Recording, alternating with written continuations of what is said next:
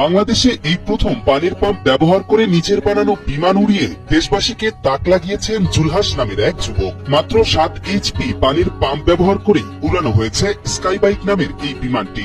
অর্থাভাবে লেখাপড়া বন্ধ হলেও জুলহাসের উদ্ভাবনী ইচ্ছাশক্তি নিজের বানানো উড়োজাহাজে পাখির মতো উঠতে সহযোগিতা করেছে তাকে।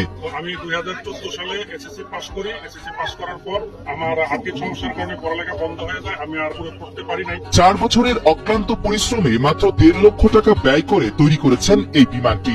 90% অ্যালুমিনিয়াম, 10% এসএস পাইপ ও 10% লোহা দিয়ে বানানো হয়েছে বিমানটি উড্ডয়নে পাখা হিসেবে ব্যবহার করা হয়েছে ফেব্রিক্সের পর্দা।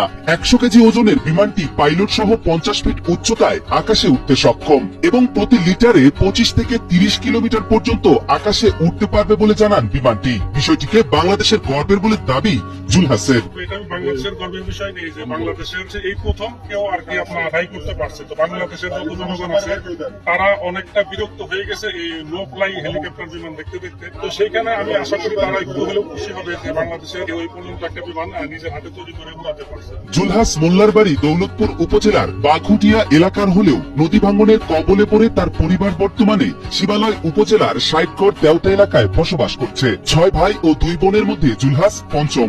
2014 সালে জিয়নপুর উচ্চ বিদ্যালয় থেকে এসএসসি পাশ করেন, তবে অর্থাভাবে পড়ালেখা আর চালিয়ে যেতে পারেননি। বর্তমানে ঢাকায় ইলেকট্রিক মিস্ত্রির কাজ করছেন 28 বছরের এই তরুণ। অর্থের অভাবে লেখাপড়া করতে না পারলেও তার অদম্য ইচ্ছা শক্তিতে সফল হওয়ায় উচ্ছ্বসিত তার মা।